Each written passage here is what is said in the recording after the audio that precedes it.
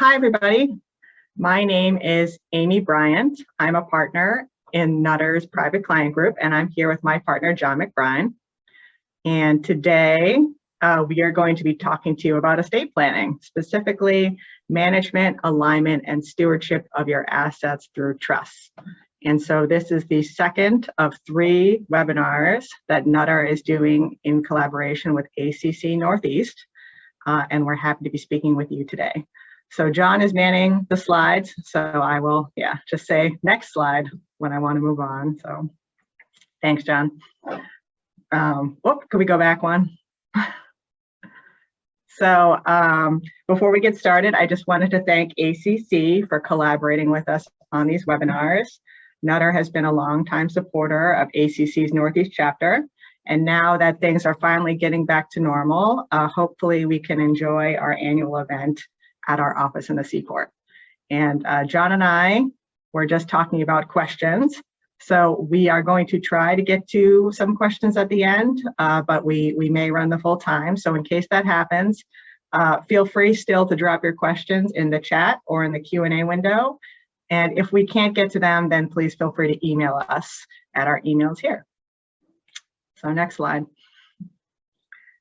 So for those of you who weren't able to attend the first webinar with our partners, Julia Cosentino and Sarah Curley, this slide just shows some basic information about Nutter.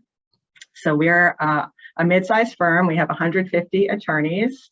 Our main office is in Boston, and we have an office in Hyannis as well. Our private client group has 26 attorneys. And again, that's spread out between Boston and Hyannis. That makes us one of the largest private client groups in the state. We have a nonprofit and social impact practice group that specializes in giving charitable counsel to individuals, foundations, charitable trusts, and nonprofit clients.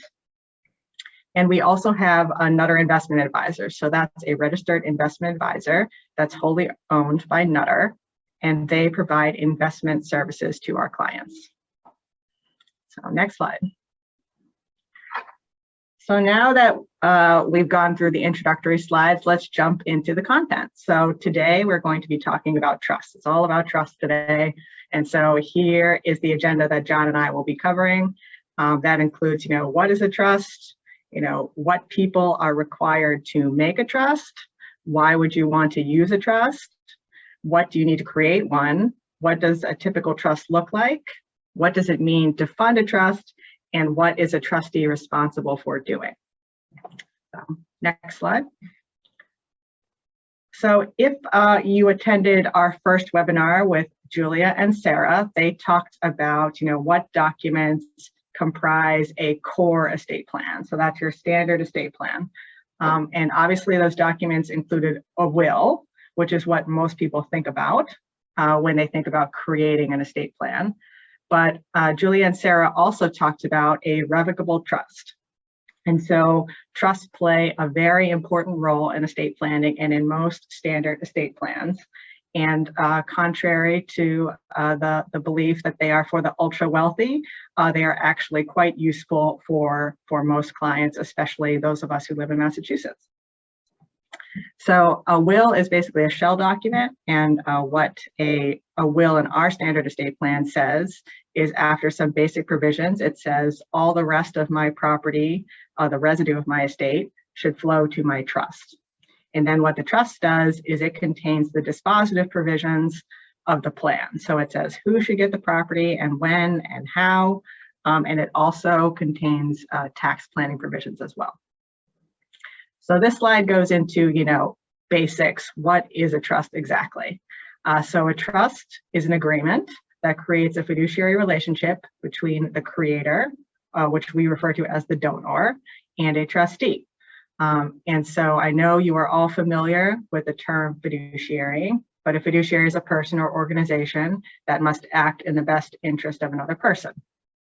So in the agreement, the trust agreement, the donor agrees to give the trustee the right to hold legal title to the donor's property on certain terms for the benefit of a beneficiary. And then the trustee agrees to accept that title and to administer it on those same terms. So as the agreement, the term agreement implies, a trust should be in writing. In Massachusetts, we do recognize oral trusts in limited circumstances, but they are obviously not good estate planning. I would not recommend them. And they're difficult to enforce, obviously, because the terms are not written down. Next slide, John.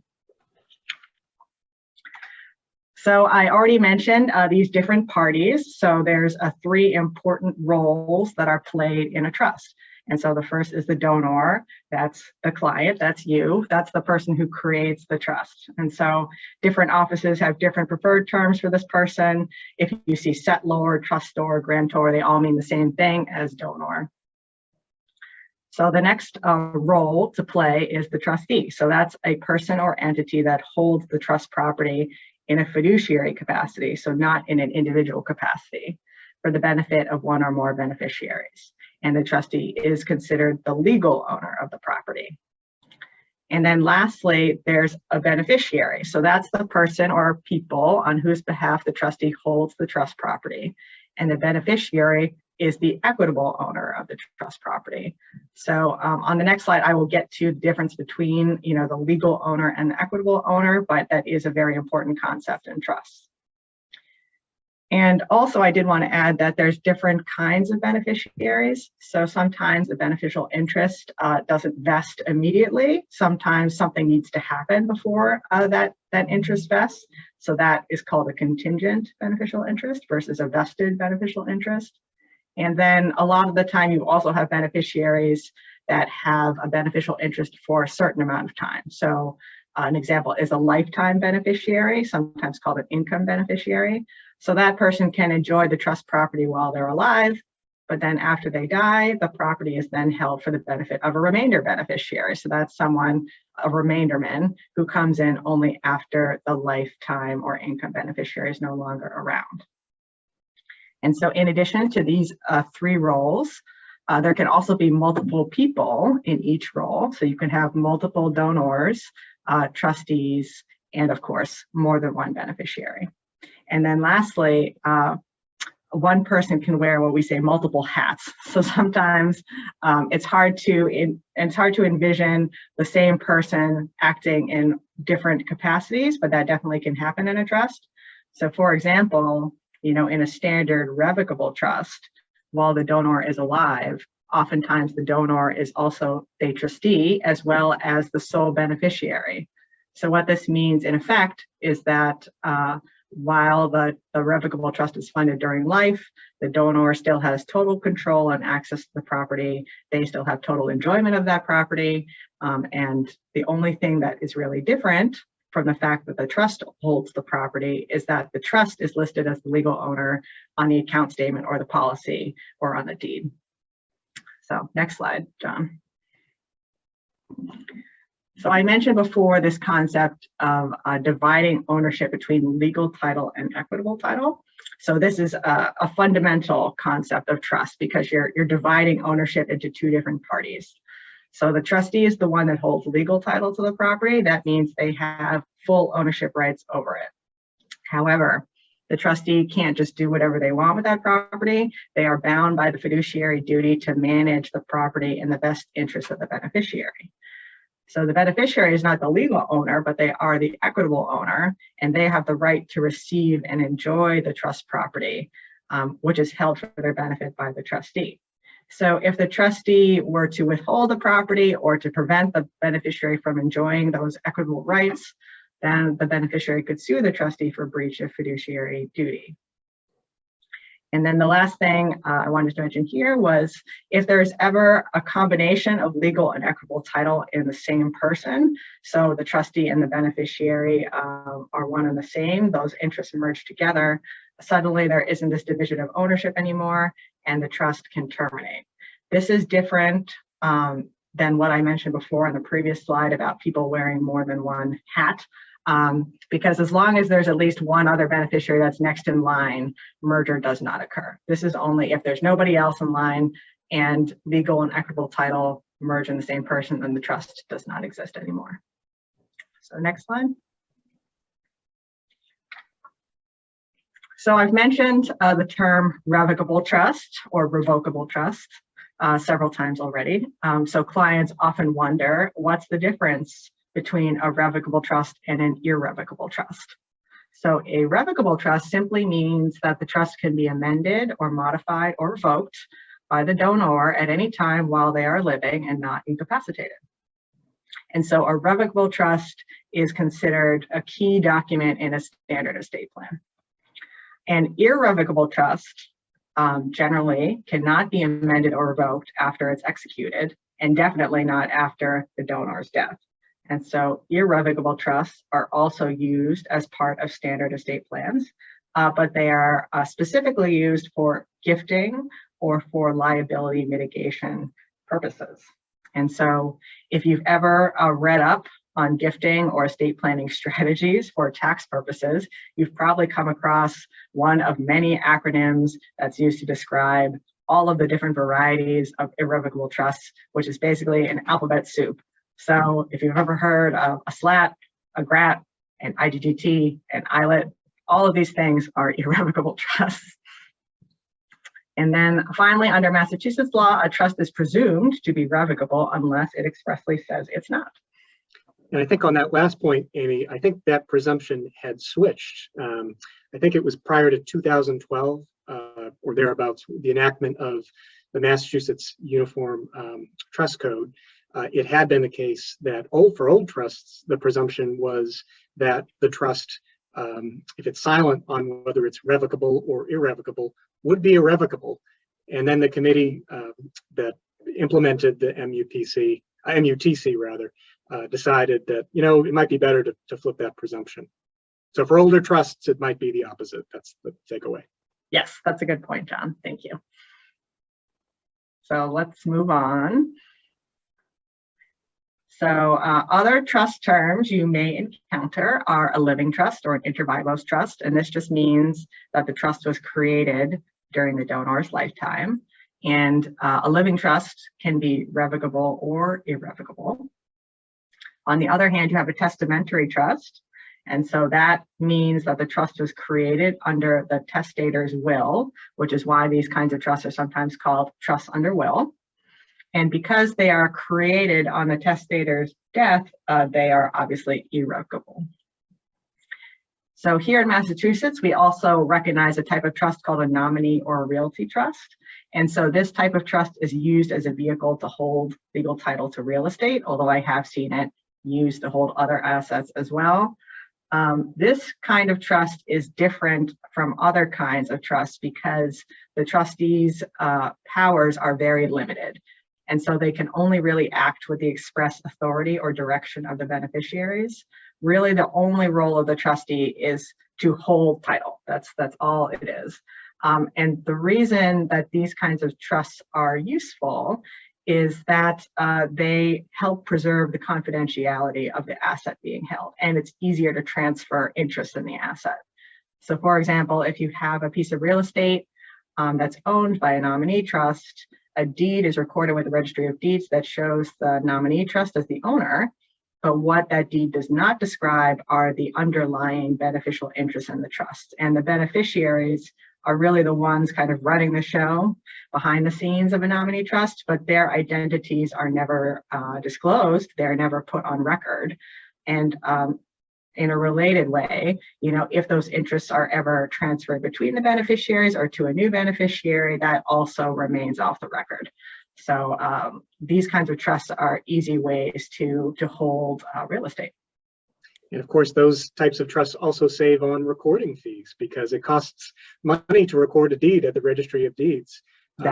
Particularly, just as Aimee was saying, if you have a situation where, let's say, parents want to give fractional interests in a family vacation home to their 5 children, and they want to do it over time, much easier and cost efficient to make those transfers using off-record beneficiary schedules and just swapping them in and out rather than doing a new deed every time you need to do that. It can be done privately and more cost efficiently. So if you're ever dealing with a nominee trust and someone says, why didn't you record the schedule of beneficiaries? That was on purpose. Please do not record that. Right, right. And to go back just for a second to the testamentary trust that Aimee mentioned, Aimee and I both have seen many of these. They are much less common now. They are still more common in some other states. They have really fallen out of favor in Massachusetts for probably, I'd say, for the last 40, maybe even 50 years. We still do see sometimes clients who come in who have an estate plan prepared, and it does make use of the testamentary trust. The idea being that perhaps the estate planning attorney said, well, keep this simple, just have a will and have the provisions, let's say trust provisions for a spouse or for children, baked in or hardwired into that one document, that one will, for ease and to only have a single document. While that's true, it's also true that anything that is, as Aimee was saying, anything that is in a will will be at your death a matter of public record at the probate court. And so to the extent that you would like to keep provisions in a trust for family, for example, private, best not to use a testamentary trust, better to use a living trust or inter-vivos trust, as Aimee said. And then one more term that I did not include on this slide is a charitable trust. And John and I deal a lot with these because we are both members of the nonprofit and social impact group here at Nutter. But a charitable trust simply means that a charity, a charitable organization, is designated as a beneficiary, either as an income beneficiary or as a remainder beneficiary. So next slide, please. So we've already kind of hinted at some of these advantages, but why would you choose to take advantage of a trust? And there are so many reasons why you should, and that's why it's split over 2 slides.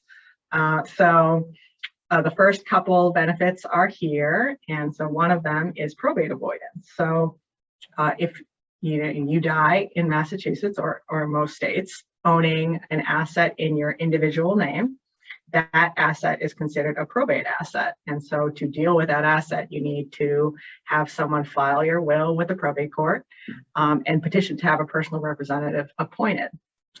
Non-probate property includes assets that are owned jointly, assets that have a beneficiary designation or a TOD designation, and assets that are owned by a trust.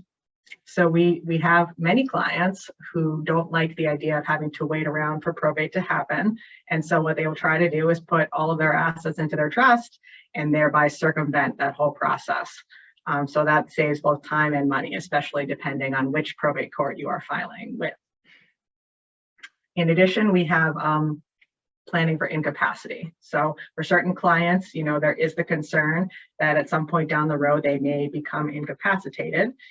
Obviously part of a standard estate plan is that power of attorney document, but a trust, I would say, offers even more capability to plan for incapacity, because assuming the trust structure is already in place, you don't have that lag time kind of waiting for a financial institution or a bank to accept the power of attorney document. The trustees are immediately authorized to act. So John already talked about this next one. Thank you, John, which is privacy. So because a trust is not docketed with the probate court in the same way that a will is, all its terms, which are usually the meat of the estate plan, are kept private. And so that cannot be accessed by anybody who has the time and the mental fortitude to go to the probate court to search through the records. And then the last bullet on this slide is one of the big ones for most clients, which is maintaining control and preserving wealth. So, if you have a simple will, like we call it, where it just says, after both my spouse and I have died, all the property goes to our children. Well, if the couple has young children and both of them die, those kids are now entitled to receive all of their assets outright at age 18 or at 21 if you use an UTMA account. And so there are certainly mature 18-year-olds and 21-year-olds out there in the world, but many parents are hesitant to just turn over everything to the kids as soon as they become a legal adult. And so for that reason, a trust is extremely useful because it can put guardrails, some restrictions and limitations on how the property can be used. It could be that the property is just held in trust for a few years until the kids get a little bit older and more mature. Or it could be, that the property is held longer, for the beneficiary's lifetime. And instead the trustee, provides oversight and management and still has the discretion to make distributions to the beneficiaries for any reason. So this is just another way of making sure that the wealth is used in a prudent way and is not wasted. So next slide. So the rest of the reasons are here. I'm sure there's more that I forgot, but so the rest are tax planning. So here in Massachusetts, we have we have to worry about both a federal estate tax as well as a state level estate tax. And our estate tax exemption is very low. It's only $1 million per person. And unlike the federal estate tax exemption, any unused exemption cannot be transferred to the surviving spouse. So even though the Massachusetts estate tax rate is much lower than the federal rate, it captures way more people. And so it's important to make sure that the impact of that tax is deferred and minimized. And so those types of provisions are included in your standard trust. And a trust, also takes into account federal tax systems as well. So that includes both the estate tax and the generation skipping transfer tax, which affects transfers that occur between generations that are 2 levels apart. And also, some income tax considerations as well. Right now, a lot of people are thinking about potential big changes in the tax laws. And so, a well-drafted trust should be flexible enough to deal with certain changes in the laws. Obviously, the whole point of a revocable trust is that it can be amended and changed. But if the changes in the laws are not too significant, usually a trust can absorb some of those changes without having to be amended every single time. So that enables for a more fluid planning. And then we talked about creditor protection. So if a trust is drafted properly, the assets that are held in that trust for the beneficiaries are shielded from the claims of the beneficiary's creditors. As long as the beneficiary does not have full and total access to the property, then their creditors don't either. And so that is especially appealing to clients with children who either, they are anticipating maybe married or maybe divorced in the future, because an ex-spouse is a creditor, and claims by those ex-spouses against the trust property, would not stand as long as there's some distinction between the beneficiaries and the trust property, which is embodied by a trustee. And then finally, there's certain trusts that are especially useful for planning for minors and disabled beneficiaries. So trusts for disabled beneficiaries are often called special needs trusts. And what they are designed to do is to provide for the beneficiary, but also maintain their eligibility for government benefits like Medicaid and Mass Health. So, next slide. So now that I've gone through the basics of what a trust is and what's required to make one, how do you actually go about creating it? When you sit down with your estate planning attorney, what do you talk about? So the first thing is going back to those 3 roles that I talked about at the beginning of the presentation. Who do you want to be your beneficiaries and who do you want to be your trustees? So the decision about beneficiaries is usually pretty easy. The donor is the beneficiary of a revocable trust during his or her lifetime. And then, the donor's spouse and children and immediate family and extended family may also be beneficiaries. And you can also name charities, and not just public charities, but donor advised funds, private foundations, trusts that are charitable trusts, any of those can also be named as beneficiaries. The harder choice is choosing a trustee. And so clients often say, who should I pick? Who should I name? If I can't name myself or my spouse, who should I decide? And so I always say, perhaps unhelpfully, that you should choose, as your trustee, someone you trust. So that's, not necessarily a professional, not necessarily an attorney, or someone who's like a financial expert, but this person should at least, understand your family, know you and your family, or want to get to know you and your family. They should be a somewhat organized person. Some familiarity with finances and taxes is certainly helpful. But really it comes down to the relationship with you and the people that you're going to name as beneficiaries. So in addition to that, there's different types of trustees. So you can name an individual person as a trustee, or you can name an entity, such as a trust company or a bank. And you could also choose between a professional and a non-professional trustee. So a non-professional is, a family friend, a family member. A professional is an attorney, a financial advisor, an accountant, or anybody for whom acting as a fiduciary is part of their practice. And so the reason these distinctions matter is because, if you have a non-professional trustee, they may not charge a trustee fee, or if they charge a fee, it may be more on an hourly basis. Versus if you have a professional trustee, they come with much more expertise, with much more infrastructure. You have assurance that all the little details of being a trustee will be taken care of. And as a result, they charge their trustee fee more often based on the assets, a percentage of the assets held by the trust. So, sometimes the decision on whether to choose a professional or a non-professional is based on not only, what the trust holds, how much and what types of assets, but also, the family situation.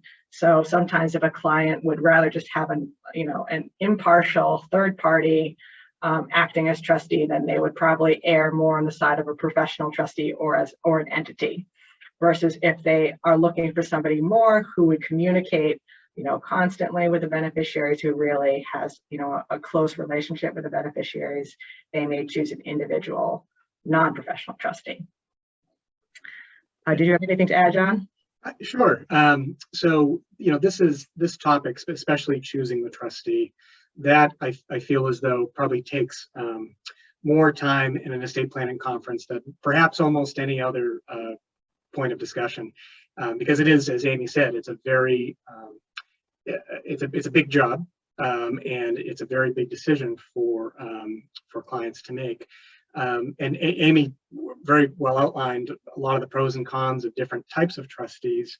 One thing to consider is, in terms of an advantage perhaps of selecting say a family member as trustee, is that family member is almost certainly going to hire an attorney to work with and help guide them through the trust administration process. At the same time, I'll give you a reason why it's not a good idea. So, we attorneys, we're always given the pros and cons of each situation. One huge disadvantage is, let's say it's two parents, okay, and they're trying to think about who should be the trustee for trusts for our children when we're both gone, okay? And the thought is, well, maybe it should be, it's very common, we'll talk about it being perhaps an aunt or uncle of the beneficiaries, right? And that in some ways is a natural fit because the family, the aunt or uncle already has a relationship with the child and is going to be pretty well attuned to what's going on in that child's life, what his or her needs might be. However, it can be problematic sometimes where you have a family member as the trustee, because sometimes it gets in the way of the family relationship. We have definitely seen that, where aunt or uncle is not just aunt or uncle, but aunt or uncle is now, my trustee and the gatekeeper and the person I have to go to if I want something. And some people feel as though that's just not a way in which they want to complicate family relationships, among loved ones after they're gone. So some people kind of shy. Some people see that as an additional reason to choose either a professional trustee or at a minimum a non-family member trustee.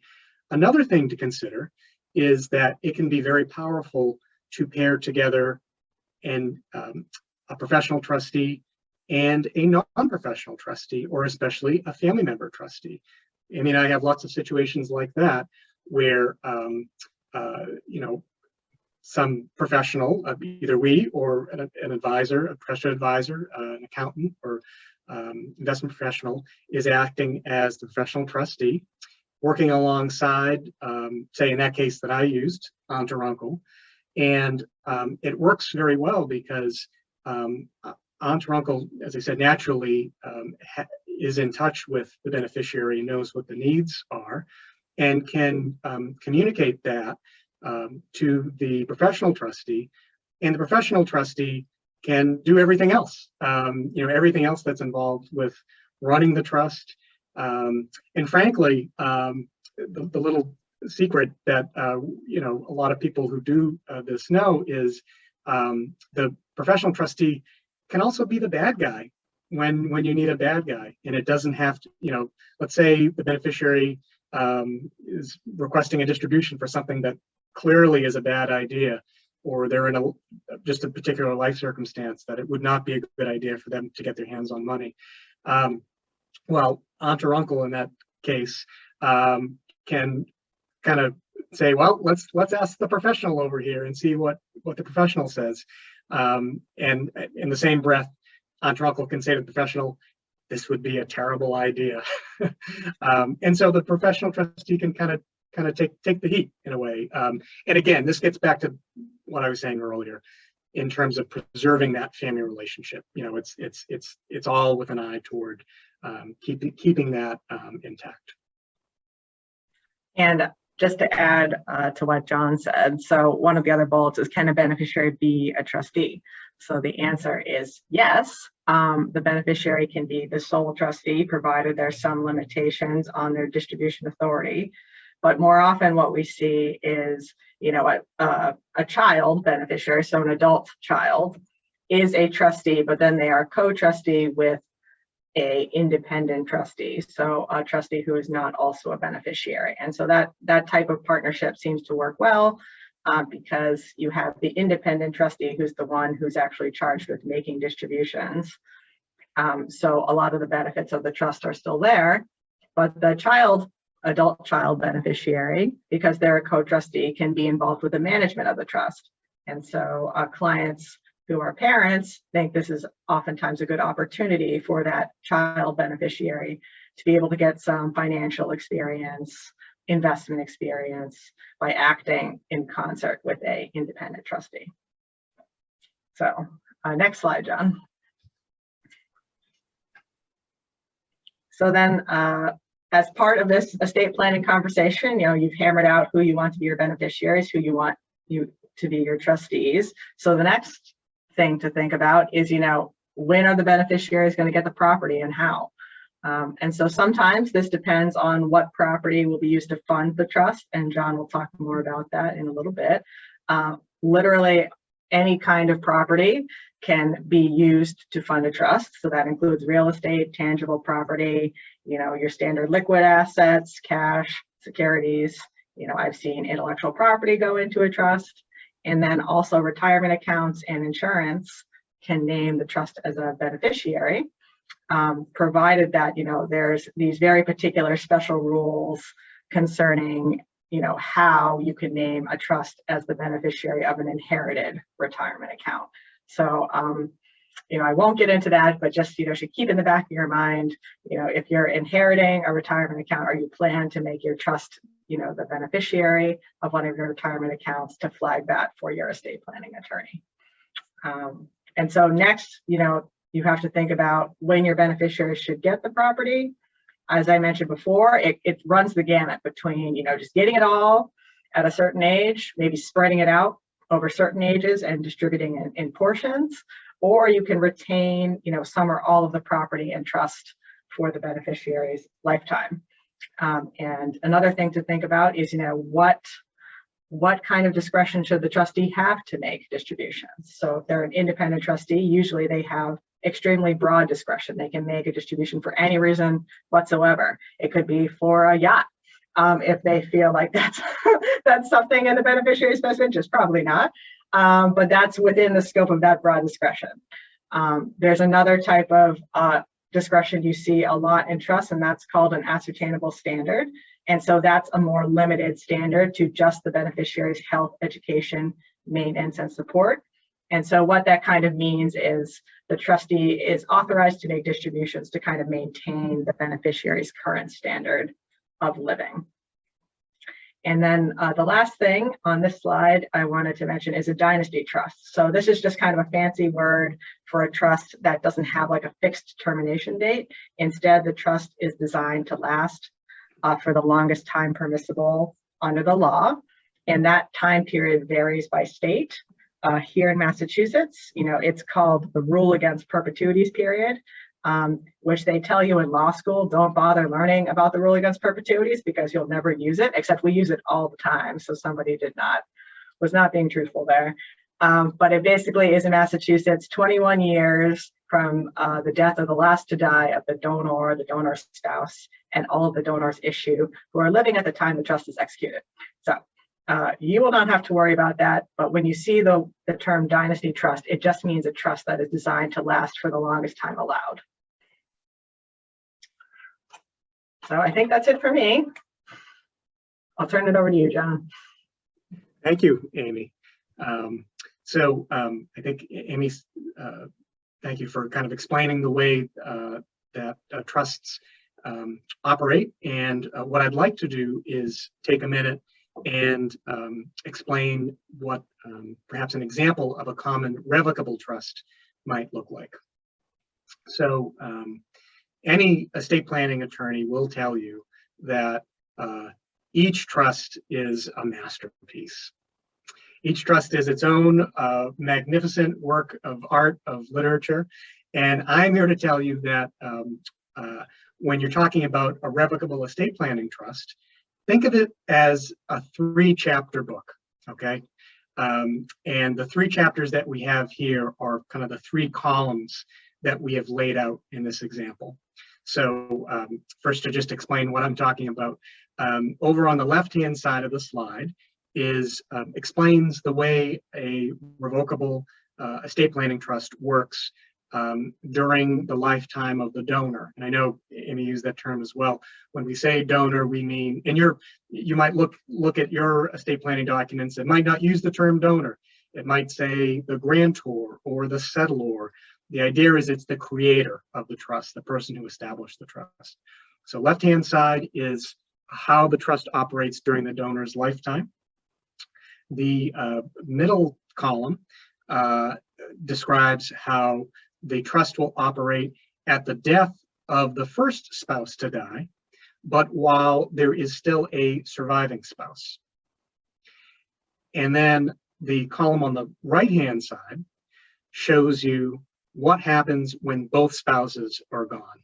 In our scenario, we're assuming that there are children of this couple. Okay, so let's start with chapter 1. The trust during the donor's lifetime. You have a trust that is revocable. That means that the donor, the creator, can amend it at any time. They can terminate it at any time and create a new trust, or just decide they don't want one anymore. The idea is that it's this donor's alter ego. They have complete control over the trust, both the terms of the trust and any assets that are in the trust. We'll talk about funding in a minute, but let's say the trust owns a bank account. Okay, the donor could decide, I want to just pull everything out of this bank account now. And that's absolutely fine because it's a revocable trust. Another term you might hear for this sometimes is a tax term for this is a grantor trust. Different estate planners do this in different ways. In our office, we almost always have both the donor and the donor spouse acting together as co-trustees of each trust. Part of the reason for that is that, let's say my spouse and I have a trust and I've created it, and then I become incapacitated. Well, if my spouse is already acting as a trustee, it's seamless, because even if I were to die, if I were to become incapacitated, have a stroke or something, my spouse is already a trustee, already has authority to deal with the trust assets and continue the administration of the trust. So that's why we have both the donor and the spouse as trustees during lifetime. One thing I should mention as well is that during the donor's lifetime, the trust, as I said, is the alter ego of the donor, meaning any income from that trust is just reported on the donor's 1040. So then we have a situation where we're on to chapter 2. The donor has died and left behind a spouse. In that case, there's different ways you can create what we call subtrusts that will result upon the death of the donor. There's all kinds of different strategies. Some trusts might say at the death of the donor, all the property goes outright to the surviving spouse. As Aimee mentioned, that might not be the most tax efficient way to handle it, but you could do that if you decide that's what you'd want to do.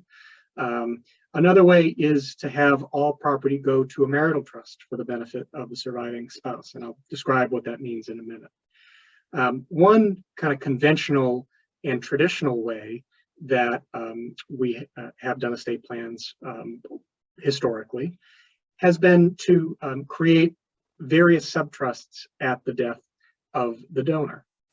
And I'll explain it by referencing both what Aimee said in terms of the estate tax laws now, and Julia and Sarah covered this in their earlier presentation, but just for to review just for a moment, current estate tax thresholds. If you have assets over $11.7 million, a federal estate tax may be imposed. On the state level, there is a separate Massachusetts estate tax for assets in excess of $1 million. Some states do not have a separate state estate tax, New Hampshire and Florida as examples. But if you are a Massachusetts resident and you die, if you have assets over $1 million, there may be an estate tax.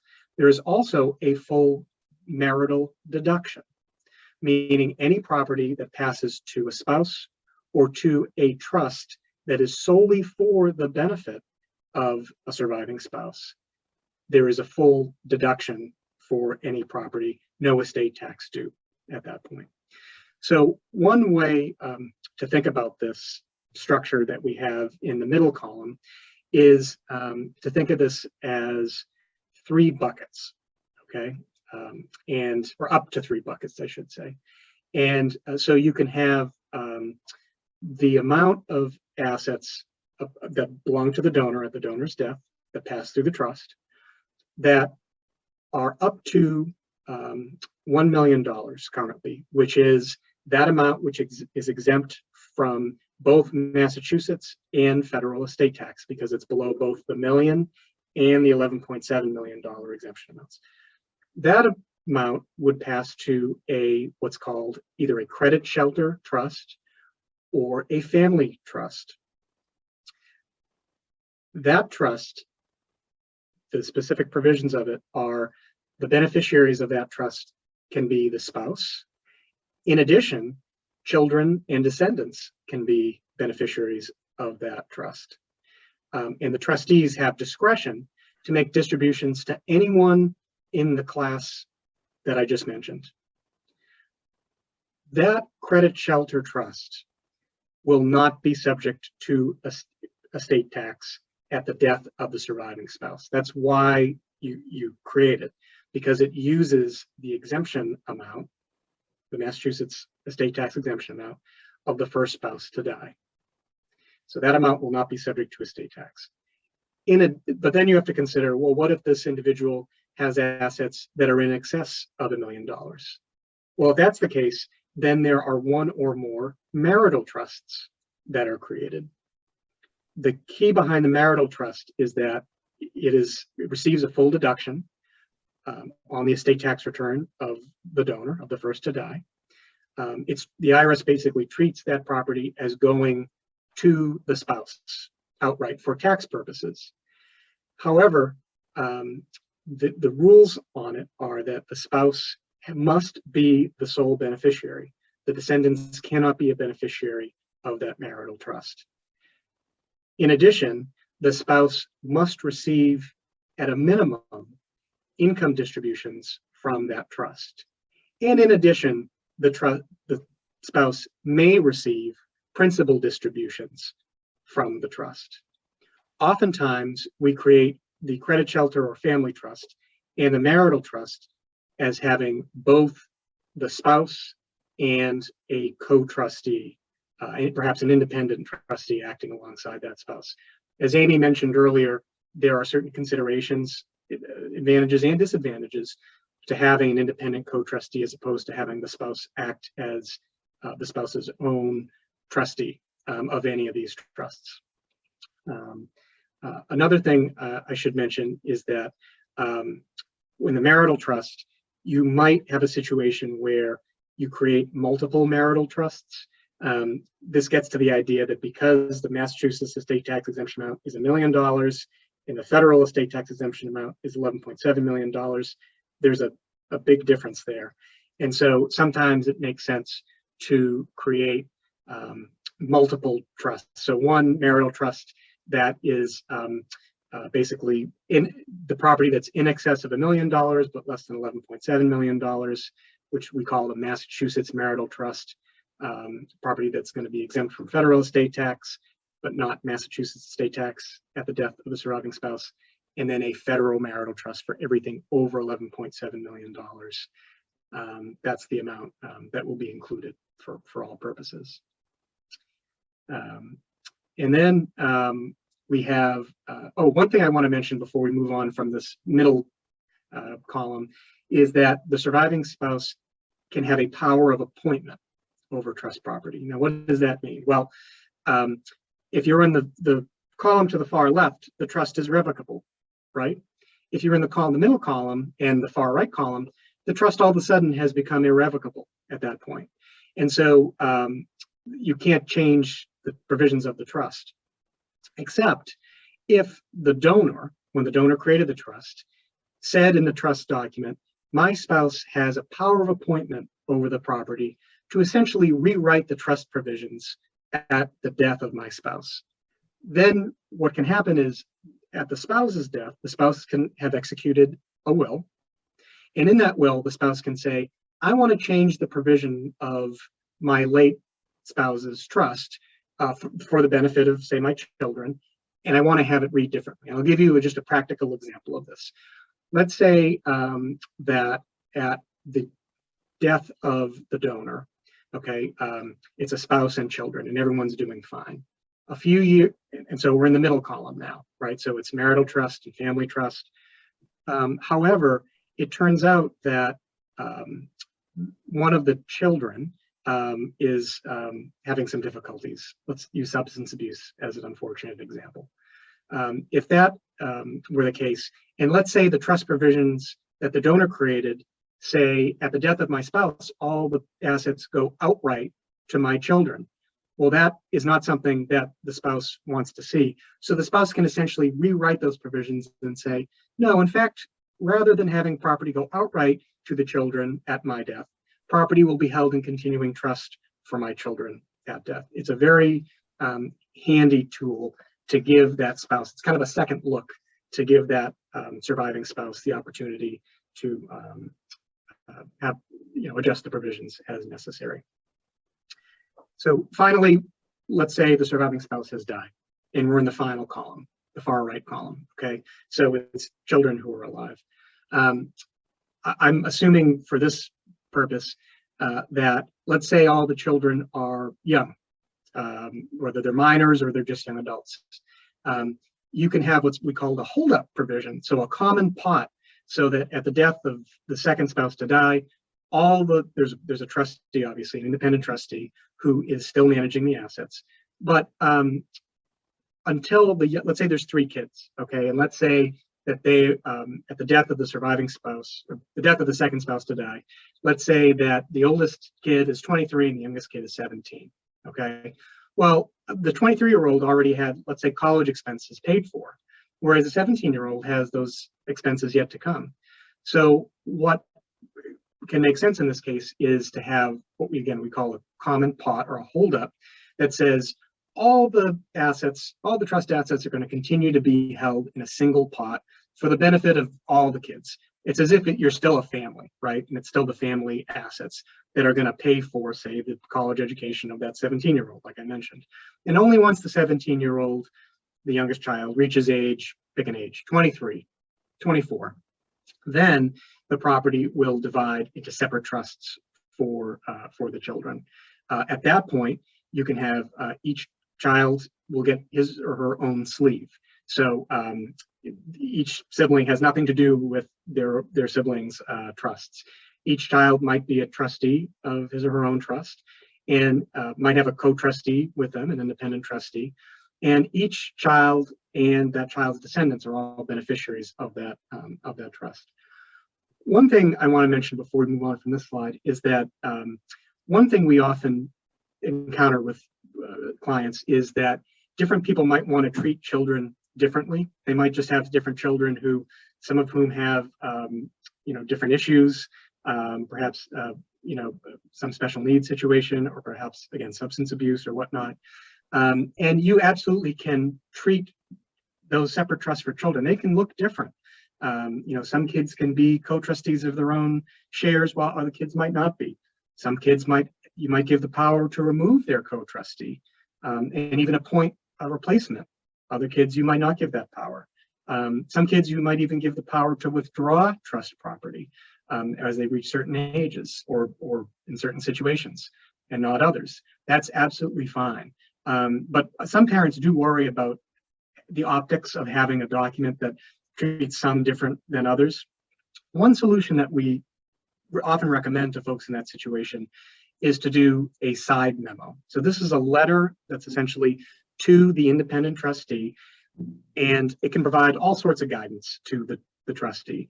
The trust document itself, you want to give the trustee broad discretion. You want the trustee to have the authority and the ability to really stand in your shoes as if you were still around, and to make decisions as if you were still there.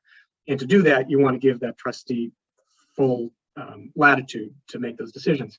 But at the same time, you can do a memo to this trustee and say, hey, I created this trust not to lock up this property and not give either my spouse or my children access to it, but rather to take advantage of all those wonderful benefits that Aimee mentioned a few slides ago. That's why I created this trust. And in fact, if, let's say, my kids are at a point where they are responsible and you feel like they're in a good circumstance in life, you can make a distribution to them if they ask for it. You might also have a memo to the trustee of just one child's trust. So, some of the memos look the same, and then, two kids and then the third kid, that memo looks a little different. And it's nice because you can customize those memos however you want in a way that they are only addressed to the trustee. And that memo might say, these funds are designed to last my child a lifetime. I'm kind of concerned about their ability to, manage this. So I want you to be very careful in the way that you make distributions. So you can do that differently. So can I just add one thing, John? Sure. Sorry, I know we're running down on time. So, this typical trust structure is definitely something we use all the time here in Massachusetts. But as John mentioned, the estate tax structure at the state level is very different from state to state. And so if you compare your trust with your friend's trust from Florida, obviously, especially Chapter 2, after the donor dies and you have these marital trusts and family trusts being created, that can look very different depending on the interplay of whether there's a state estate tax and the federal estate tax. If there's not a state estate tax, then other tax considerations may come into play and may be more important than they might otherwise be. I'm from Maryland originally, and in Maryland, there is a state estate tax, but that state exemption is portable. So it can be used by the surviving spouse. So, all those factors really come into play when you're structuring a trust. So although this is a very common structure, it's certainly not, the only one. Thanks, Aimee. So in our last few minutes, there's just a few more things we want to cover. One is, thinking about, Aimee mentioned funding a trust. How do you fund a trust? Well, there's two primary ways to do it. You can fund it in Chapter 1 during the lifetime of the donor, or you can wait until Chapter 2, until the donor has died and either the spouse or children are alive. But let's just take a moment and talk about how one might fund their trust during lifetime. So essentially what you do is you retitle assets into the trust. You take an asset that is in your individual name and you retitle or re-register it into the trust. So it is now owned by the trust rather by you. There's different documents that you use to effect that transfer. For example, real estate as an example. That's a very common thing that people use to put in either a revocable estate planning trust or, as Aimee mentioned earlier, a nominee or realty trust. You do a deed for real estate. That's how you convey real estate to a trust. You as individually convey it to, say, yourself and your spouse, for example, as trustees of your trust. You do a deed. It's that simple. Let's say you have investment accounts or bank accounts that you want to put in the trust during your lifetime. You work with the custodian or the financial institution to, they will have forms for you to fill out and complete, and those forms will effectively transfer the account into the trust. And really, as a practical matter, the difference is the statements as they come, rather than coming to you, they will come to you as trustee of your trust, essentially. And then there's other things you can use to put into a trust. One would be tangible personal property. You might want to have, let's say you have a valuable, go back to the Aimee yacht example. For you can, Aimee can put her yacht, for example, into her trust, and she can do that through an assignment form. So you sign a doc and say, I assign this item of specific tangible personal property, or even all of my personal property, to my trust. You might also have a business interest that you want to assign to your trust and have held by your trust, your revocable trust, during your lifetime. That's a very common thing people do. There's a separate form again for that. It'll be an assignment of the membership interest or assignment of the ownership interest from yourself to your trust. Aimee, I think, did a very nice job covering why one might fund a trust. So I'm actually not going to, since we're short on time, I'm not going to spend time dealing with that. But other than to reiterate, avoiding probate, so the delay of having assets immediately available to your spouse or kids, that's a great reason to fund it during your lifetime. Incapacity planning, that's another great reason. If you become incapacitated, your spouse can jump right in. And then anonymity as well. It's not part of the public record at death. Well, let's say you didn't get around to funding your trust in Chapter 1. So you're waiting until Chapter 2. You're waiting until you're gone to fund it. There are two very common ways to fund it. One is through a pour-over will. This is probably the most common way. You have a will that simply says, at my death, the residue of my estate, meaning all property I haven't otherwise dealt with, should be paid over to my trust. And then it'll at your death, your personal representative, the executor, will pay over that property to your trustee. That's a way to fund your trust. The other primary way is through beneficiary designations. As Aimee said, you can have things like retirement accounts, life insurance policies, which have beneficiary designations. The beneficiary designations should say, at my death, pay it to my trust, if that's what your estate planning attorney advises. Also a TOD, transfer on death, or POD, pay on death designation. It's very important, if you use these tools, to make sure that the designations are pointing in the right direction. You can have this wonderful estate plan, and then if it has we have seen the situation where people have this estate plan, but the beneficiary designation doesn't have it go to the trust, it has it go in this other direction. That's a critical thing you want to make sure to avoid in estate planning. And then really, this is the final slide. I just want to say, if either you are named as a trustee in a document, or you're creating a trust and you want to name someone else as a trustee, there's a number of jobs and roles that this trustee has. First thing they have to do is they have to become the trustee. You can't make someone be the trustee. They have to accept that appointment in writing. Then a trustee must notify beneficiaries about the existence of the trust. You have to deal with the property just as is directed in the trust. You have to follow the instructions in the trust. That's chapter 2 and chapter 3 I was talking about, whether it's creating the marital and the family trust, or it's distributing the property to the beneficiaries or holding it in trust for them. You have to follow those instructions. You have to invest the trust assets. Often you work with an investment professional with this. You can hire an investment advisor for this purpose, but that's making the trust assets productive is a duty of the trustee.